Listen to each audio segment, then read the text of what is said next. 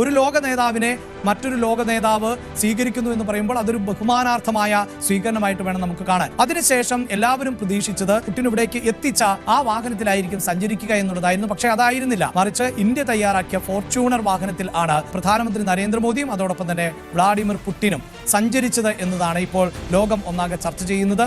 നമ്മുടെ സാങ്കേതിക വിദ്യയുടെ മികവും നമ്മുടെ സുരക്ഷാ സംവിധാനങ്ങളുടെ മികവും കൂടിയാണ് അതിന് കാരണം. അല്ലെങ്കിൽ ഇത്തരത്തിൽ ഒരു വാഹനം ഉപയോഗിക്കാൻ പുടിൻ തയ്യാറാകില്ല. ഈ വാഹനത്തെ അനുഗമിക്കുകയാണ് പുടിന്റെ അത്യാഡംബര വാഹനം ചെയ്തത് എന്നതാണ് പ്രാധാന്യം എന്നുള്ളത്. അത് നമ്മുടെ രാജ്യത്തിന്റെ കരുത്തുകൂടി വിളിച്ചോതുന്ന ഒന്നാണ്. അതായത് ലോക നേതാക്കളിൽ ഒരാളായി നരേന്ദ്രമോദി മാറുമ്പോൾ അത് നമ്മുടെ രാജ്യത്തിന്റെ കരുത്താണ്. ഇന്ത്യയുടെ നിലപാട് എന്താണോ ആ നിലപാടിനൊപ്പമാണ് തങ്ങൾ എന്ന് പറഞ്ഞു വെക്കുകയാണ് പുടിൻ ചെയ്യുന്നത്. അതുകൊണ്ടാണ് ഇന്ത്യ തയ്യാറാക്കിയ വാഹനത്തിൽ പുടിൻ കയറി യാത്ര ചെയ്യുന്നത്. അത് ചെറിയ സന്ദേശം ഒന്നുമല്ല ലോകത്തിന് നൽകുന്നത്.